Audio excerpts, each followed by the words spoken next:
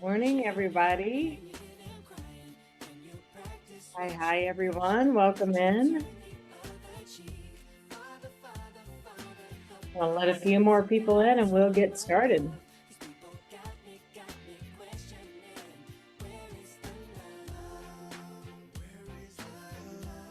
Welcome in. Welcome in.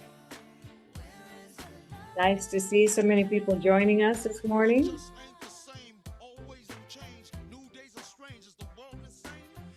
All right, I'm going to go ahead and pause the music. Happy Thursday, everybody. So as we still have people coming in, I'm going to throw up a fun connection for you. You can choose to answer any one of these questions. What do you think the happiest fruit is? What is the most annoying music? Or what is the silliest word? If you want to throw that into the chat, we can see what we've got here. The happiest fruit, the most annoying music, or the silliest word? What do people think?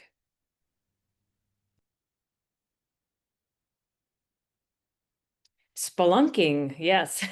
Like it. Kerfluffle. You know what? Somebody just used that in a training I was in yesterday. Oh gosh, 6, 7. Yep. Funny. Yeah, Jess was out doing a walkthrough the other day looking at schools' behavior systems in this little elementary school. And I talked to a girl, I think she was 2nd grade, and I asked her what the school-wide expectations were. And she said, no, saying 6, 7. And I was like, okay. Well, welcome in, everyone. We've got a few more people sliding in. If you haven't thrown an answer in the chat and you want to participate, go ahead. I'd love to see too, like, where are people coming from today? Where are you joining us from?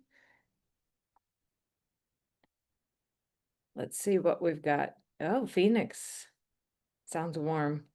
The happiest fruit is the apple. I like that. Kansas, Topeka, Ohio, Tucson, Sumner, Bakersfield. Well, we've got people coming all over. I love it. So it's still morning for me. I'm currently, well, I'm normally in Seattle, Washington. That's home. I am visiting my son. I've been working in the Los Angeles area the last few days, and I've got a kiddo who's a sophomore at Cal Poly University. So I drove up to that last night, and after this, we're going to go on some sunny hiking together. All right, so we're going to jump into content. So this training is all about thinking about your tier 2 capacity. So we're going to be together 60 minutes. I'm recording this. I'll send it out afterwards for everybody. So if you get called into a meeting or you had a colleague who wanted to join or you want to re-watch this with your team, you'll get that. Feel free to participate as much as you would like to in the chat, or raise your hand feature will be, generally these are a smaller group. You know, we get somewhere between 50 to 100. So feel free to jump in and participate as we are going along. So goals for this hour. One is just thinking about the importance of increasing capacity so that you really do have more bandwidth to deliver your tier 2 supports. And then to think a little bit outside the box. How might you do that? What would that look like? Who could potentially fill some roles that would help you get to a greater capacity to deliver tier 2? So those are our big goals that we're going to try to tackle today. I want to level set just thinking about the formula that we use for tier 2 at Character Strong. We're really thinking about some students, right? So we're catching as many kiddos as we can with our strong, fantastic tier 1 systems. We know, even with the strongest tier 1 supports, that some students, and I'd like to expand this and say some staff, some families, are going to need some additional layers of support to be successful. When we think about that success, we're really talking about identifying some targeted supports that we want to put in place to help those students, staff, or family to be more successful. And all of that is driven forward by that team process, right? We like to say that This is not an individual sport. When we're thinking about tier 2, we want that team around the table really helping us think about it. So I would love to know in the chat, what happens when students who need tier 2 are unable to access that support? What are some of your thoughts about what happens if we've got kids in need, but we're unable to provide that support? Yeah, so the support stop working or the kids stop working, we're going to see an increase in behaviors, disengagement. They drive everyone crazy. That's a good, like, it's getting Thursday, right? Stop trusting. Oh, that's huge, right? Lack of connection. So we know that we're really trying to work on continually increasing that access. If you've looked at some of the national data around the moment that we see a kid has a need, that need could be around ADHD, it could be around anxiety, any type of social, emotional, mental health need. From the time we first see it until the average that a kid gets into some type of support, that is normally 2 to 4 years. So right now we're not doing the best job of early intervention. Sometimes we do little bit of like, well, let's just kind of wait and see what might happen. And so, yes, I'll send out the recording. I see the message. We'll make sure those all get out to everybody. Everyone will get the recording. So we know if we're not getting that intervention work, right, it's going to escalate. Our goal with tier 2 is to do some rapid early intervention, either building skills that a kid doesn't have yet, or if they have the skills and they're not using them, trying to match them with a good performance intervention to help them to really get back down to that tier 1 level. Tier 2 is meant to be 8 to 12 weeks. So we're talking about short interventions in general. Some kids need a little bit longer, but rapid response if we can, right? So, and we know right now we have a gap. Most of you are probably sitting around, it's fall time. We're looking a lot at tier 2 needs with kids, and you're probably feeling like, wow, we've got more students in need than we currently have that capacity. So we're going to talk about how do we build this bridge? How do we start to increase the capacity that we can serve more students with tier 2? So there's a couple ways we're going to talk about that. The first is, how do we even know who gets into tier 2? Do we have clear decision rules established? Because first we have to really have an accurate idea about who needs tier 2, and can we start to even do some qualitative analysis on what those needs are. So we're going to look at decision rules, we're going to look at capacity rate, we're going to try to define some of those needs, because if I know, for example, that of the students that are screening in, 30% of those right now, and a lot of our kids need support in anxiety, so 30% need some support in anxiety, I'm probably looking at increasing my coping or calming skills groups. And I'm looking at increasing something like my ClassPass intervention. So I already have a really good idea of like, if this is what I'm trying to increase, then who is a good fit to help to deliver some of those different interventions. So we'll talk first just about increasing capacity. And I'd love to start out just by kind of, where do you feel like you're at now? Do you feel like you know your current capacity to deliver tier 2 supports, from yes to kind of to not yet? Where on this scale would you say you are? I'll give you a moment to throw an answer in the chat if you'd like to. Somewhat, kind of, not yet, kind of, new. Yep, new to the role. Yep. Wow, they are flying in. New, kind of, between yes and kind of. Yep. So it sounds like, and it's fine, like if you're feeling like, I have no idea yet, that's fine. We maybe sort of know, and then we've got some clarity. And that's great, because as we move forward, thinking about if you're at the one end of really not yet any idea, how do we move that forward a little bit? If you feel like, yeah, we have some semblance, how do we move that forward? And if you feel like we're really dialed in, then the question I always ask is, how do you sustain that? How do you make sure you put a good system? And I want to just talk a little bit about the elephant in the room. When we talk about tier 2 and we're looking at kid needs, and especially this time of year when we're often doing a lot more identification of needs, it can feel pretty overwhelming, right? So the elephant in the room is, we know that kid behavior is higher than ever. We know it's a little bit overwhelming when we're going to eat the elephant. I don't know why we always talk about eating elephants. We're going to eat the elephant one bite at a time, right? So as we think about that, if you've been in any of our tier 2 trainings, you've seen this 5-step process. So once we've done some work around readiness and have a solid team in place, most of what we talk about with capacity really falls into step 1 and 2. And step 1 is all about, do we have a good detection process to even know who needs tier 2? So then we can start to think about how we expand some of that capacity. So we're going to start there. We're going to talk a little bit about this detect and triage, making sure that we have a solid base rate. We know the number of kids. If you're in your tier 2 system, and you don't need to log in right now, but if you're in there, the materials that I'm going to go over with you and show you live right under here. So if you were over on the left-hand side and you toggled to Training and Resources Hub, we're going to be right here looking at detect and triage. So we're going to talk about some of these different tools. That's where you would find those tools. So as you're going back in, know too, within the system, we have over 50 hours of recorded content.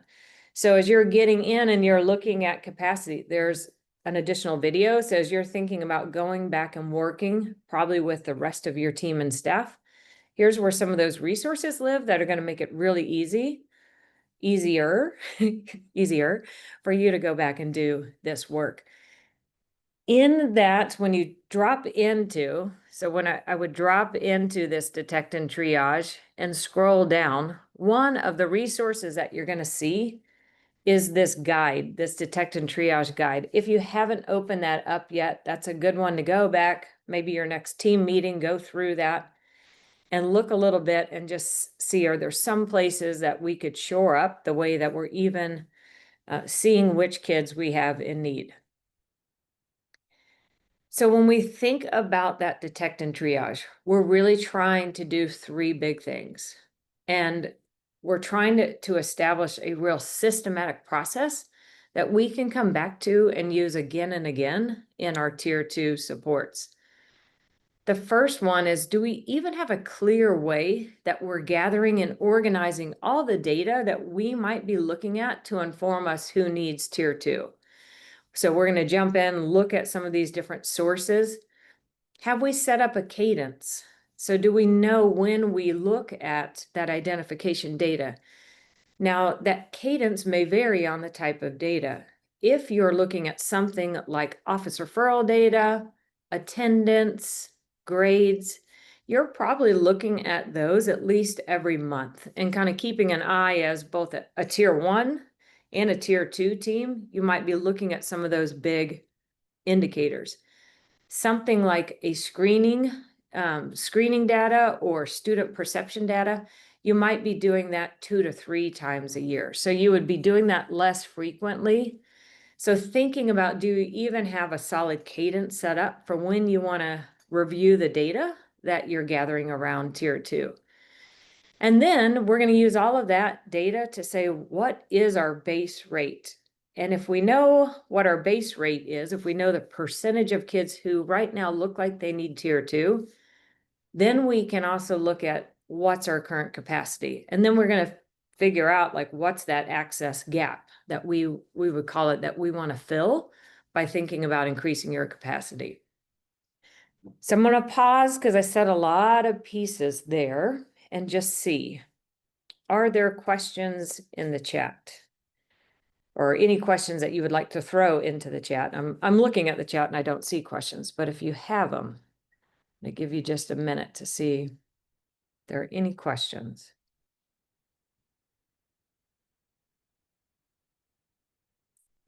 Where do you find the detected trios? Yep, let me toggle to the actual, so if you're in your tier 2, if you go over, all the way over, let me pull my little screen thing over. If you go all the way over to this toggle that says Training and Resources Hub, click on that. It's going to then open up this page.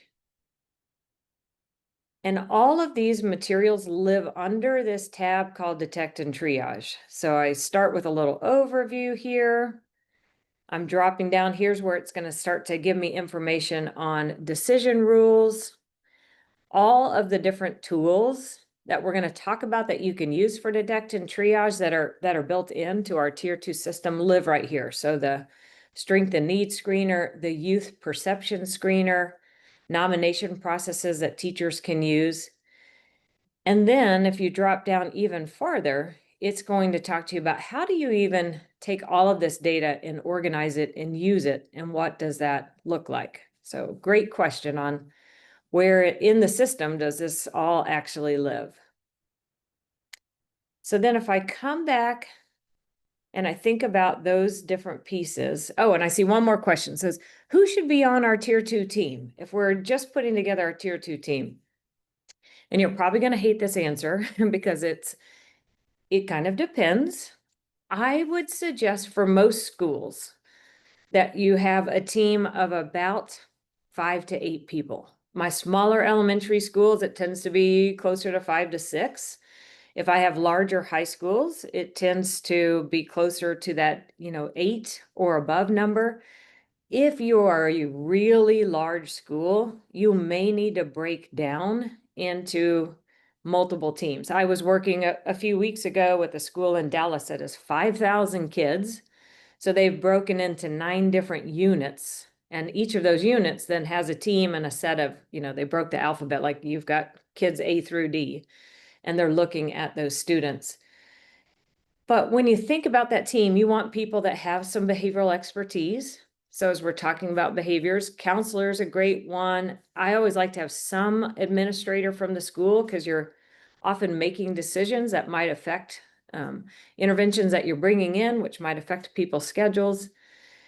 Behavior specialist, school psychs, often there's a teacher on the team. So just kind of thinking about whose voice might be involved in your tier 2 process.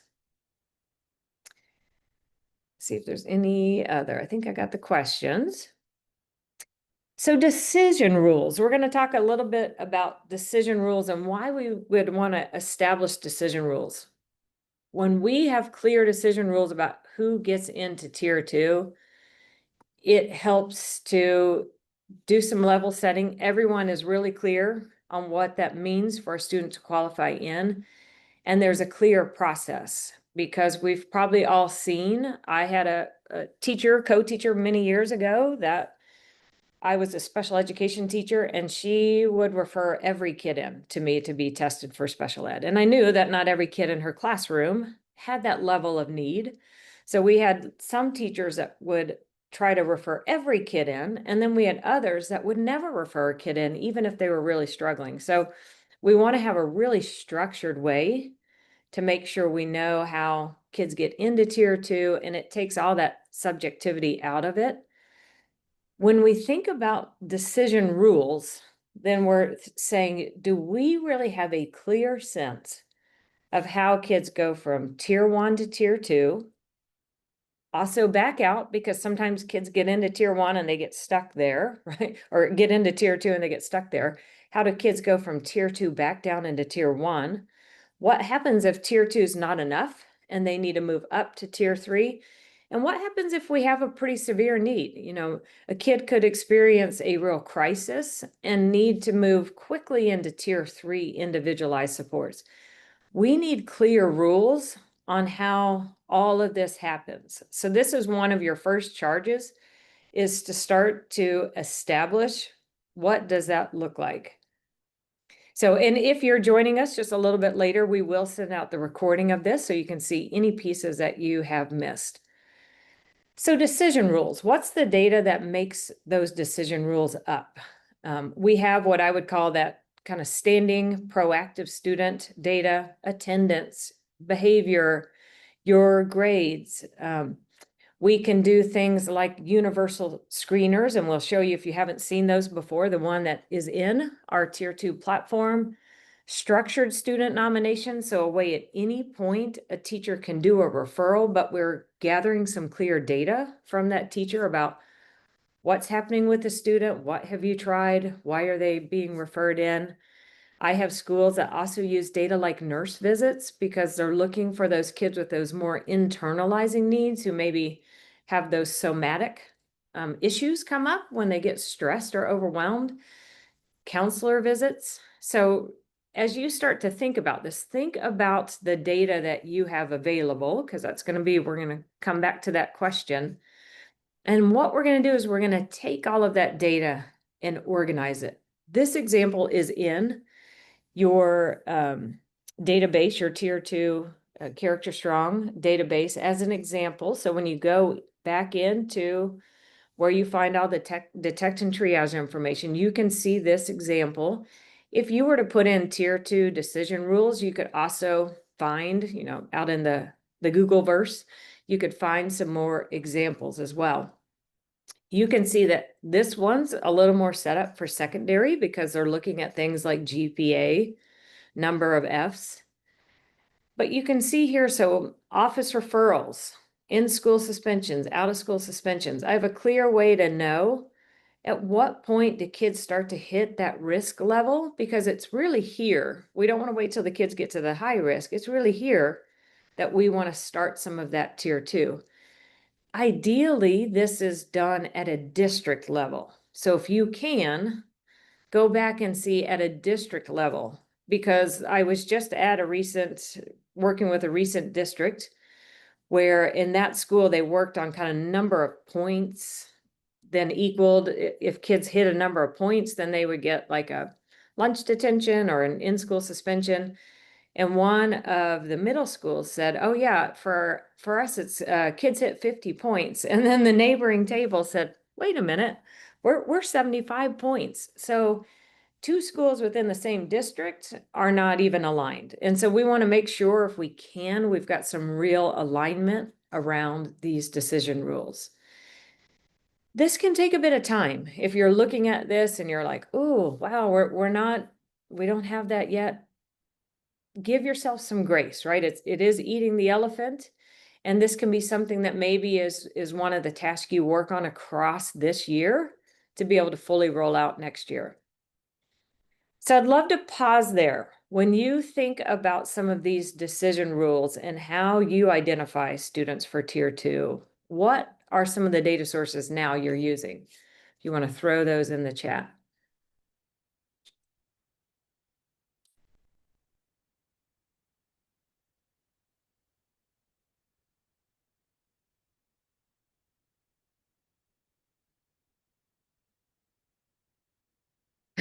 Teachers' level of exhaustion. Grades, attendance, behavior, referrals. Okay, so yeah, some of you you're using academic screeners, social emotional screeners, behavior calls, yeah, missing work, referrals. So lots of different ways I can see office discipline referrals, your ODRs, STQ. So someone's using a different, the strengths and difficulties questionnaire screen or parent request. That's an important one, right? We want to have a way too that parents, I had the kiddo who had a lot of anxiety in elementary school. She was the daughter who would hold it together all day long. So if you asked her teachers, she looked great and she'd come home and fall apart. Right. And then get really stressed about going back to school. So we want to make sure there's also a really clear way that families can request that support if needed as well. Perfect. So I'm going to build on that and just show you real quick. If you haven't seen this yet, in the Tier 2 platform, we have a screener. If you're using STQ and it's working for you, I say don't change a screener that's working. If you don't have a screener tool yet, or this one looks like it would be a better fit, I'll walk you through just real quick how we do this, and we'd use it for some of those decision rules. So these are all on this is all, you can do it on an Excel, or you can download it as a a Google, I guess you call it Google Excel doc. So you can either do traditional Excel or Google Excel. And all of these categories that you see here, there's clear definitions and examples and non-examples, right? So the first thing you're doing is just taking your teachers through, what do we even mean when we say behaviors that impact relationships? Are we all even on the same page with where that is? I'll show you in just a moment where you find the screener. And then what we're doing is these are just quick drop downs, right? So 0, I never see this behavior from the student, to 4, we see it often. This is a teacher completed tool. So those of you in secondary, you're going to want to pick, often schools say, just look at your first period list. And those are the kids we're going to screen. And of course, if someone says, well, that kid looks great in first period, but by the time they get to 5th, they really have lost control of their behavior, great. That person can screen that student too, but try to pick a way. And if you were doing an entire classroom of, depending on how many you have, 25 to, 35 kids, this would take you about 45 minutes to an hour. So you need time to carve out to allow staff to do that, but it's pretty quick. So 0 to 4, externalizing, internalizing. As I score, then these indicators change, right? Stoplight, so green, no concern, yellow, some, red, high concern. But I also ask about my strengths. What are the current strengths? Because if I'm already looking at, I'm seeing a student with needs, and I know they don't yet have the skills, I'm probably going to start with a skill building group. Now, screeners don't tell you what to do. Screeners say, hey, take a look, because I'm going to look at all of this information that I might see coming in for this student. Here's me, for Lori. And I might also be saying, well, how's Lori doing academically? What do we know about any health concerns? We're really looking whole child as we start to get into this. But we're taking all of these pieces and we're getting this holistic look to see who needs tier 2. So screening is one piece of information. Then I'd be comparing this. And then I'll show you this, and I'll show you where you can find these.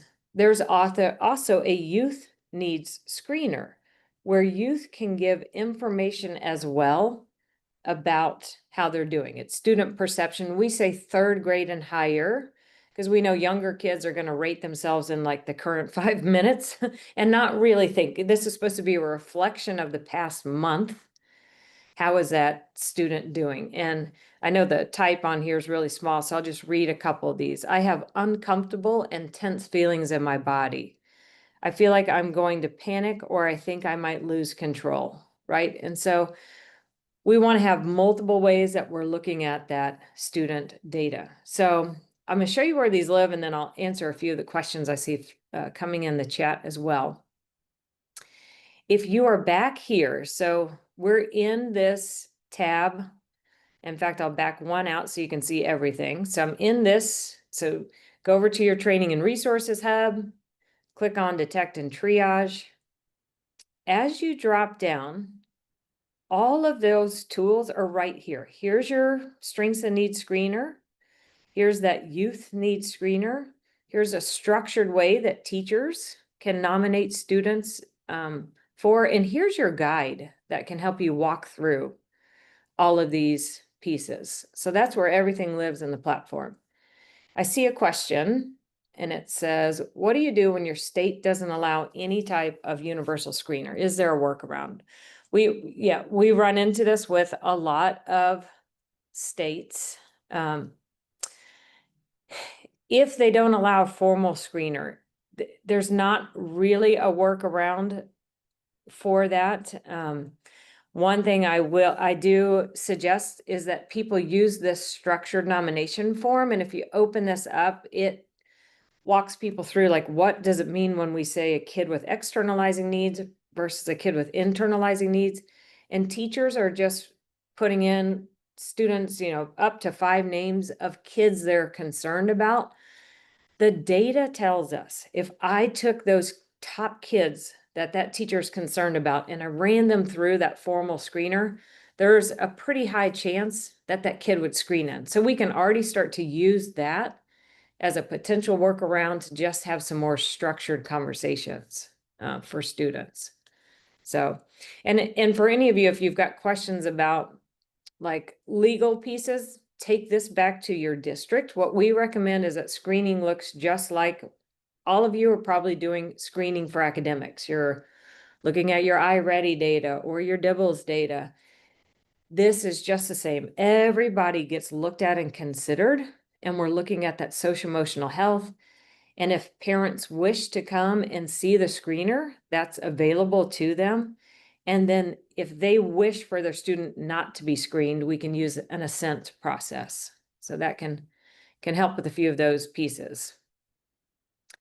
So when we think about these tools, we want to put all of these tools together, and we're going to come up with those detection rules, decision rules that we just talked about, and hopefully have a clear way that we're looking at kids from that holistic lens. So when you think about just this, just a clear process like we just looked at that might mirror something like this, where do you feel like you're at? 1, we're just starting, to 5, we're rocking and rolling. See a 3, a quick 3.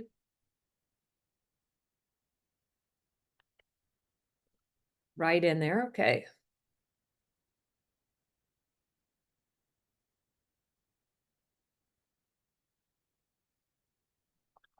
Great.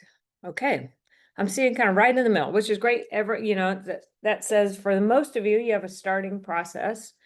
If you don't, and you're like, wow, we just really could use some support here, don't forget that we have those tier 2 office hours. And those office hours are designed where it's myself or one of our team sitting there just ready to answer any of your questions. So if you want to dive in further with one of us, come to one of the upcoming, I'll show you where those are at, upcoming office hours.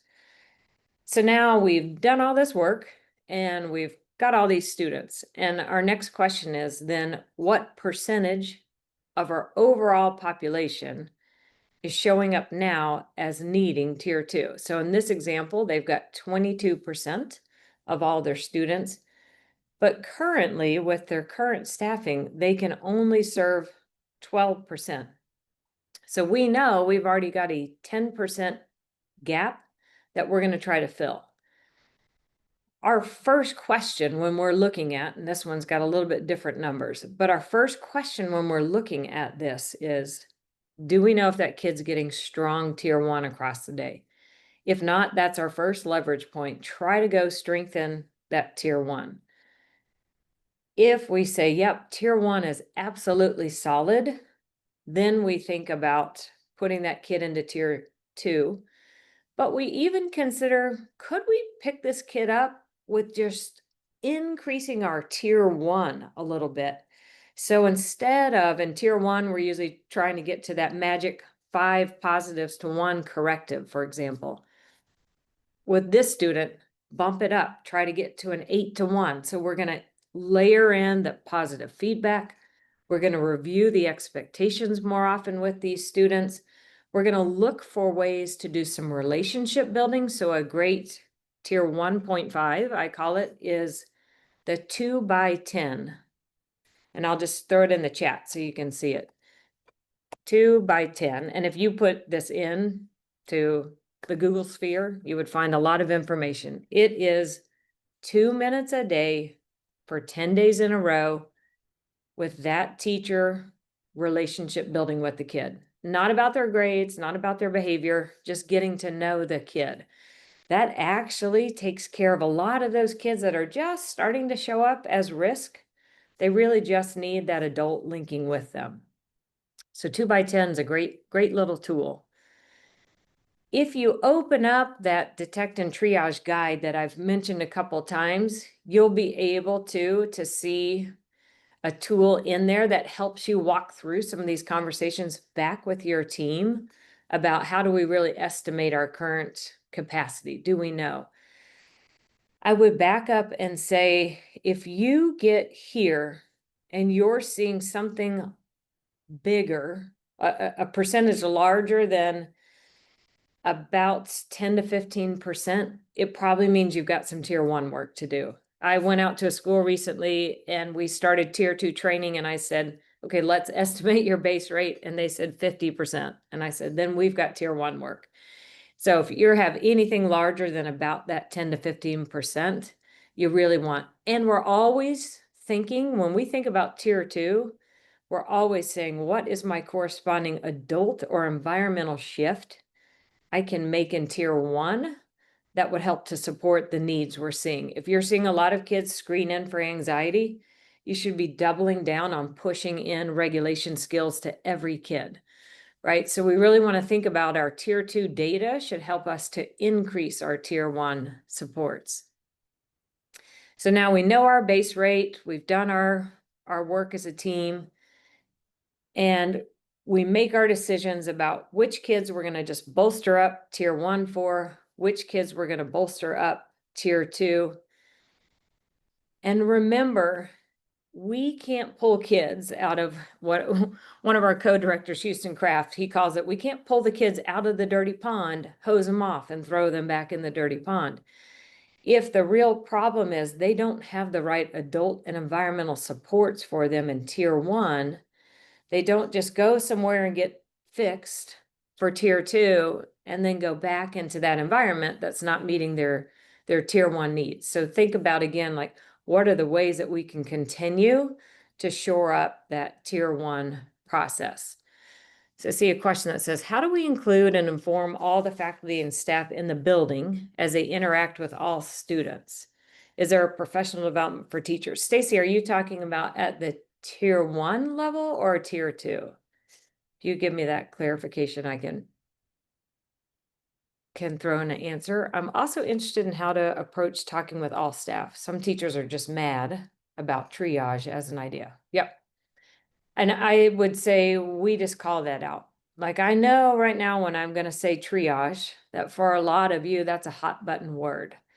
But what we know is that it takes less time, staffing, expertise if I can support a kid in tier 1 versus tier 2. It's really just shoring up good classroom management. Yeah, so for talking with for all of your staff about tier 2, yes, we do professional development. There's a lot of different ways. We do everything from like functional understanding about behavior and why kids might be coming in with some of these needs, to what every teacher's role is in tier 2. Tier 2 is a 100% staff job. No one gets an out for tier 2. Because if I have a kid that I put on something like a class pass, and we're saying to this kid, you're going to use this intervention when you need to take an appropriate break, you're going to show the adult. And now that student goes into the cafeteria, they get overwhelmed, they show the staff in the cafeteria that card, and that staff has no idea what that's for or how to support that kid in an appropriate break. I just damaged my intervention. So everyone's got a role in tier 2. So just thinking a little bit about that shore up for tier 1 as a step 2 is we want to think about, how do we prevent any of our difficulties or problems from emerging in the first place? So that's kind of that retroactive, like, okay, right now we're seeing a lot more kids with X need. What's that tier 1? How do we promote more access to experiences that enhance those enabling factors for kids, right? And then how do we really make sure we have that solid foundation? When you first log in every time into Character Strong, one of the ongoing resources that always pops up is our tier 1 behavior checklist. If you can't find it there, if you go into just the Character Strong website, it's on there. That tier 1 checklist is a great way to just look at, have we built that solid tier 1 foundation? So we figure out which kids need tier 2. Then we have to analyze what their needs are, because then this is where we figure out, okay, well, where do we need to grow a little bit more capacity? If you've spent time so far in the database, you'll see that we've got a couple different buckets of intervention. Number 1, which isn't listed up here, is attendance. because if we don't have a kid coming to school regularly, that's the first thing we have to start with for tier 2. If I then put that kid into a coping skills group and they only show up for half the skill building sessions, it's not going to benefit them. So attendance is number one. If we know kids are coming, our next question is, do we know with 100% certainty the kid has the skills that they need? And if not, which of these 4 big buckets might their skill needs fall into? So this is not an inclusive list, but we find these 4 pick up the majority of student needs. So coping skills for those anxious, worried, nervous kind of needs, regulation for kids who have the really big behaviors, and we're going to help bring those in. Relationship skill building for kids who don't yet have the social skills to really work with their peers. And then self-management for kids who have executive functioning needs. So we're looking at the kids who are screening in and we're saying, what do we think their needs are? And if I see that I find I have a lot of kids with those executive functioning skill needs, then I might be saying, I need to be running 2 sections of skill building groups for self-management. And right now we only have the capacity to run 1, so I need to find another adult who can come in and run another group. And we'll talk about like, well, where do you find that adult? That sounds nice. So skill building group or performance need. Performance interventions match function. Function is just simply the kids either trying to get something or get out of something. And our job is to figure out what that is. Don't forget to ask the kid, because most kids can tell you.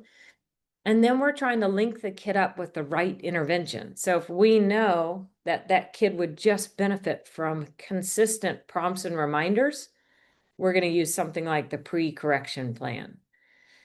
So we get in, we do this, we figure out our group, we start to define the needs, and then based on what those needs are telling us, we start to set up the interventions, and that's where we start to then look at capacity. So I'd love to know there, like, who right now in your school is delivering your tier 2, or who, maybe if you haven't started, who do you envision might be the one to deliver those? So I see lots of counselors. Me, behavior support, vice principal, psychologist, coaches, social workers, a whole student services team, the whole school, right? Yeah, SPED, lab teacher, yep. So I can see a variety, right? So as you're seeing some of these, maybe if you're only thinking, oh, right now it's only our social worker, start to think about who else. We like to say, who are the fingerprinted adults in your building that can deliver these interventions? Something like a really scripted, if we go back to these social skills, if you're in our tier 2 platform, these are scripted. There's already all the slides you're going to show the kids. There's the script for the adult. You don't have to have an advanced behavior degree to teach kids executive functioning skills. I can think about who in my building maybe has, I've had schools where they look at time and they're like, oh, yeah, we actually do have a paraprofessional right now that they have this extra half an hour of time. So we've just had them going and helping in the library. They could actually come in and do it. Think about people outside of your current system as well. I have schools that use City Year, AmeriCorps, the YMCA, the Boys and Girls Club, parent volunteers. So really thinking about out of the box, what might be ways that we could deliver more of these interventions. When we think about that capacity, we're thinking about that workforce, the time, and then how do we build people's fluency? The workforce is thinking about anybody who may be able to deliver tier 2. Maybe right now you're saying that's only 2 people. So we're thinking about how do we increase that workforce? Looking at time, how much time each person could dedicate towards tier 2. That can also help you know how many different like groups or interventions you can run. And then fluency. How do we build up more fluency so more people can deliver our interventions? Something like putting in a check-in, check-out where kids need to go every morning and check in with a consistent adult, and then they check back out in the afternoon. I can think of one of my middle schools in Washington State where the vice principal has 2 or 3 kids. The SRO, who also helps to monitor lunch, he's got a few. Each counselor has a few. So it may not just be one person. We may have multiple people that are helping to support these interventions. So I'd love to know in the chat, what types of support, when you think about expanding and you're maybe thinking like, oh, I didn't think before about this person, what type of support do you see these folks needing to deliver tier 2 with fidelity?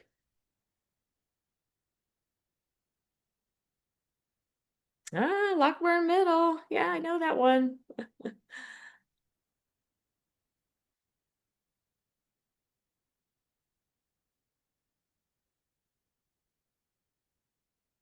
What type of support do you think folks are going to need to really build that fluency?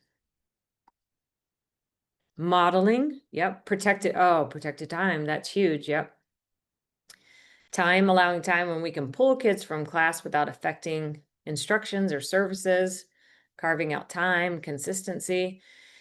And this is where I'd love to point out, when I see answers like this, when we talk about having an administrator as part of that tier 2 team, because what you may have to do, like I'm especially thinking about my secondaries, I've had secondary schools that have had to rework their schedule to maybe increase first period or advisory time so that there is that time that kids can get pulled out without them getting pulled out of a core subject.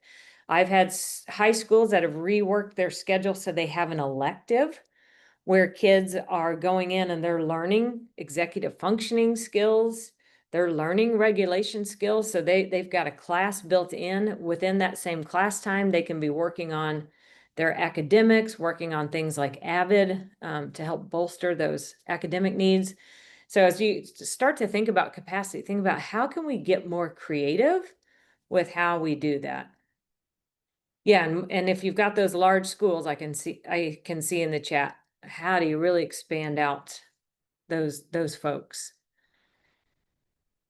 So we think about capacity. We think about we've got to grow people's competence, right? What are the skills and knowledge they're going to need to deliver this? And then how do we grow that confidence? Because what I will often hear people say is, tier 2 intervention, I didn't go to school to be a mental health therapist or a counselor. I don't have the skills to deliver this. I'm trained to teach biology. When we think again about the ease of some of these interventions, we can think about almost anybody in our building can deliver these, right? We're not talking about, it'd be different if we were talking about delivering like depression level skill building like we have in our tier 3 curriculum. Then I'd say, yes, have someone with a behavior background, but to deliver relationship skill building, we can do that with anybody. So think about, how do you grow some of that competence and confidence within your building? The other thing is they've got to have really quick, easy to go strategies, usable interventions. I, for years, was doing training and coaching around, PBIS, MTSS. The reason I jumped into Character Strong is I saw this tier 2 and I was like, oh, this is everything I've been helping schools to bring together all of these different interventions and put them into a Google folder. And how do we make these more efficient and effective? That's what this whole platform is for, is that you've got ongoing usable interventions. You have training and case consultation available. And then we're using all of that data to inform how our interventions are going, right? So we're storing that data right in the tier 2 system now, and we can continue to look at how kids are doing and where we maybe need to increase supports.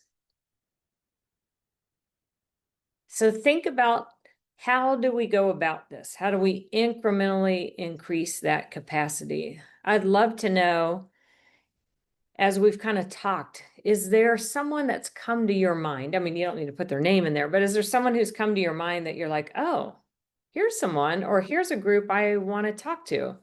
We coordinate all the time with this after school program, and they could maybe do some skill building in the after school. We coordinate with a local community group. Is there someone you're not thinking of yet that could come in and deliver tier 2, or someone in your current staff?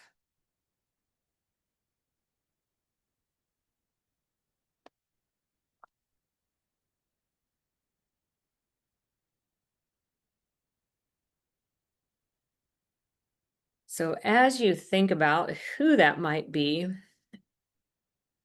I do want to say, when we're thinking about these performance-based supports, every one of these requires the adult in the setting to be able to support the intervention. So something like a pre-correction plan is where, ahead of the anticipated behavior, I'm giving that kid the positive reminders about the desired behavior. So you on the tier 2 team may be the one that is overseeing that information and looking at the data, but you need to be clear with your staff. It's in the moment that kids are getting those reminders, right? So that's where each one of these is really done in the setting. So we need to make sure that all of our teachers have the training. They know what it looks like to give effective feedback to kids and check out across the day. They know what that kid's behavior contract is. And some of these lend themselves a little easier to like elementary, and some of them work a little bit better in secondary too, right? So like, I think about a behavior contract and trying to get 6 adults in secondary to do that consistently.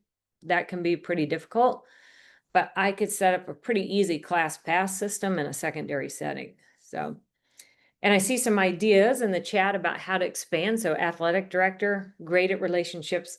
Anyone in your staff who's the relationship builder, you should be thinking about for tier 2. Retired teachers, they're perfect. Like, putting out an all call, can someone come, and it's not like you've got to commit for life. Hey, we want to run an 8-week social skill group. Do we have some skilled parents, retired teachers that can come in and run an 8-week group for us? And that's what they're committing to. It's just those 8 weeks. So think about, just out of the box. So we talked a little bit about that support that they might need. I do want to remind you that we've got these ongoing trainings in the system, and I'll show you where you find those. So I'm going to toggle over to our Character Strong. When you go to the left-hand side over here, if you went to the Training and Resources hub, you're going to come to this page. We've been looking here at Detect and Triage. These are all little buttons too. So if I click on live and recorded trainings, you can see the upcoming. So we've got a deep dive. That is like start to finish, everything you need to know about navigating through the tier 2 platform. That's these deep dive trainings that are coming up. There's also one already recorded here. So if you're like, I can never make these live, then you can go in and watch the recorded training. I say, throw it on 2 times speed, make some popcorn, and you can get through it pretty quick. The office hours, these are where you can just drop in and ask any of your questions. So as you go back and maybe start to look at your data sources, if you have questions, jump into those office hours. We'll be there to support you. And you can look for, if you're like, oh, I really want to find that guide. If you go to this resources library, you can type in anything that you're looking for. You can sort it by grade. You can sort it by resource type, right? So if we were just looking at like getting started, there would be some pieces in here, or that tier 2 process. So don't forget to use these too as those embedded ways to support your work. So as you're thinking about all of those pieces, I'm going to give you a little challenge. These come right out of like how we set up kids with our social skills to do little challenges. Over the next week, what is one thing you can do to improve your overall competence or the competence of someone on your team or your school to deliver tier 2. So what's one thing you can do? And what's one thing you can do to boost either your own confidence to deliver more tier 2 or that person's? So that's just your own like personal note. How can you grow competence and confidence in one of your staff members or maybe those outside partners to build tier 2 capacity? And then I'd just love to know like additional questions as you hear all this and think about it. That's great. Yeah. So next step is doing a deep dive into the resources. We do come on site too. If you're like, we're not a staff that learns great by watching a recorded or doing the Zoom thing. We do offer training where we come into schools and we walk everyone through tier 2 and how to use it. So that's also an option as well. Other questions? You think about this.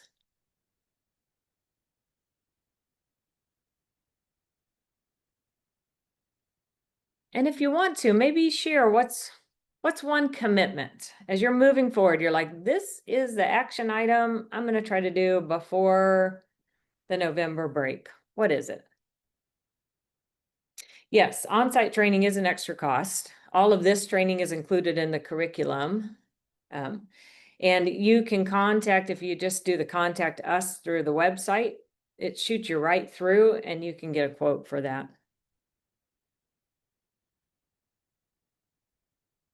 That's one commitment. Anyone want to put their next to do in the box?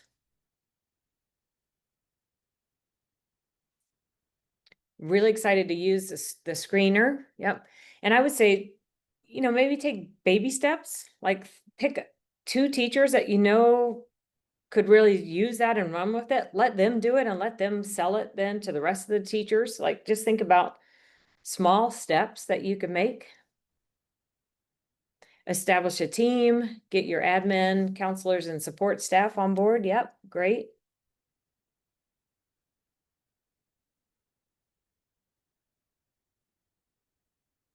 Well, if you've got other ideas, other questions, feel free to throw those in the chat and look for it. Usually takes a couple of days for the recording to get out, right? Because it goes to like the cloud and then they clip it all and make it all pretty.